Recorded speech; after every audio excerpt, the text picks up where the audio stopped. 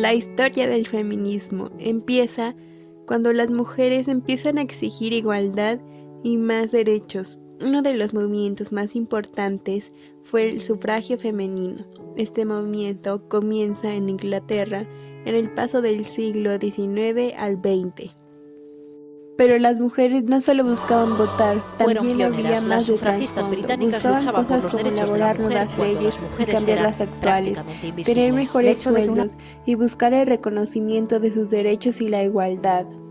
Pero a pesar de ser un país gobernado por una reina, la reina Victoria, que había demostrado grandes capacidades, incluso ella se va en contra del movimiento mencionado, diciendo que las mujeres solo eran compañeras del hombre y que si reclamaban igualdad se convertirían en seres odiosos, paganos y repugnantes. Además de tener un consejo lleno de hombres que en su mayoría opinaban lo mismo que la gobernante y decían que las mujeres eran demasiado emocionales para votar y que eran muy influenciables por los esposos y eso era equivalente a darle 2 votos a los esposos. Otro punto del que tenían miedo era que después las mujeres serían diputadas o miembros del gobierno. Para la década de 1860, más personas apoyaron a las sufragistas que ahora empezaban a crear múltiples organizaciones que constituyeron la Unión Nacional de Sociedades por el Sufragio Femenino. Para ganar más representantes políticos y más reclutas se hicieron mítines en la calle, pero como en ese entonces era difícil romper con el tabú de que una mujer hablara en público, se veía como algo vulgar, y por eso muchas personas, tanto hombres como mujeres, las atacaban con insultos, comentarios sexuales y agresiones físicas. A pesar de algunas mejoras para las sufragistas, el voto seguía siendo algo lejano. Un ejemplo de esto era para Emmeline Parkinson, fundadora de la Unión Sociopolítica de Mujeres, creada en 1903.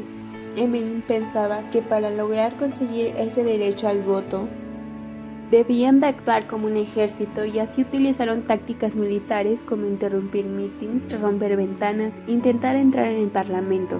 Esto llevó a la detención de las sufragistas que no pagaban las multas y eran encarceladas, y a su salida eran celebradas como heroínas. Estos enfrentamientos violentos llevaron a la división del movimiento. Por un lado, las sufragettes, que eran radicales, y por el otro, las sufragistas más moderadas, que desaprobaban la violencia. Las sufragistas más radicales fueron encarceladas y vivieron en duras condiciones. Así, para mejorar estas condiciones y para lograr ser reconocidas como presas políticas, se declaraban en huelga de hambre y la solución para los políticos opositores fue la alimentación forzosa. Esto para evitar que murieran y ganaran simpatizantes, pero debido a esto y a las represiones agresivas el resultado fue totalmente lo contrario. Aún así, los oficiales culparon a las sufragistas. Mientras tanto, el proyecto llegaba a debate en el Parlamento, pero como los liberales opinaban que las mujeres a quienes se dirigían, solteras y viudas, votarían por los conservadores, el proyecto se descartó en 1912.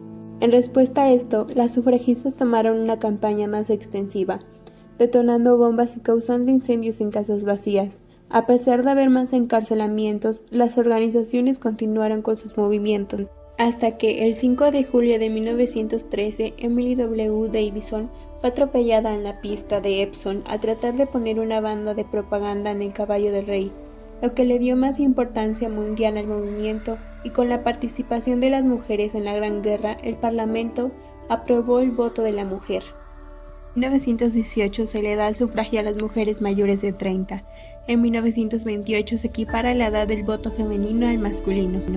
Este primer movimiento impulsa a más países del mundo para obtener el sufragio femenino y así esto se logra. En 1893 Nueva Zelanda, 1902 Australia, 1917 Rusia, 1918 Australia, Alemania y Polonia, 1920 Estados Unidos, 1932 Brasil, 1934 Turquía, 1953 México. Todos los movimientos sufragistas en todos los países estuvieron llenas de organizaciones que impulsaron el sufragio femenino, por ejemplo en México con el Club de las Hijas de Cuauhtémoc y mujeres feministas como las Adelitas que impulsaron a las mujeres para exigir sus derechos y ganar más leyes a su favor.